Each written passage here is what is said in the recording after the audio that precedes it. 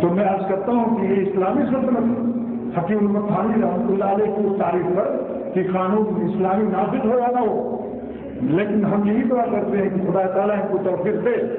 حکمرانوں کو، لیکن اگر نافذ نہ ہو اور قدرت ان کو موجود ہے تو شریعت کے مطابق یہ پاکستان اسلامی سلطنت ہے، اس کی حفاظت ہم پر فرض ہے، اس کے اندر جو رہنا آزادی سے خوش ہو، ہم کو شک ہے اس کے اندر کہ اس کا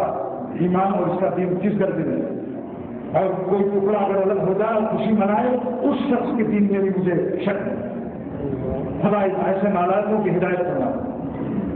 آپ سوچیے بنگلہ دیش جب میں گیا تو مشرقی پاکستان ٹوٹنے سے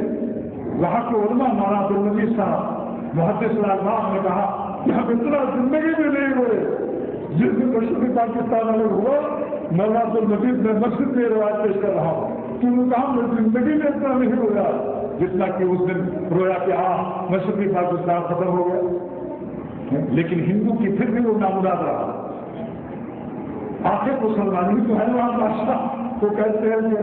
وہ نامراد رہے اپنے مقصد میں، وہ سمجھتے تھے کہ بس ہماری دھوتی کے غلام بنگالی بن جائیں گے، لیکن آج بھی وہاں بنگلہ دیش میں ایمانی طاقت اور ہندو سے ان کو بغض نفرت دیکھنی چاہتے ہیں۔ اس کا کیا ہوا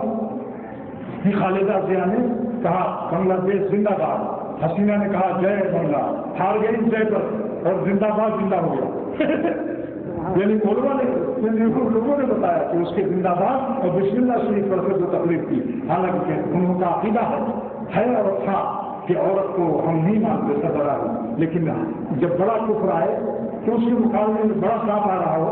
تو چھوٹے سانپ سے چندہ پیش کر دوں۔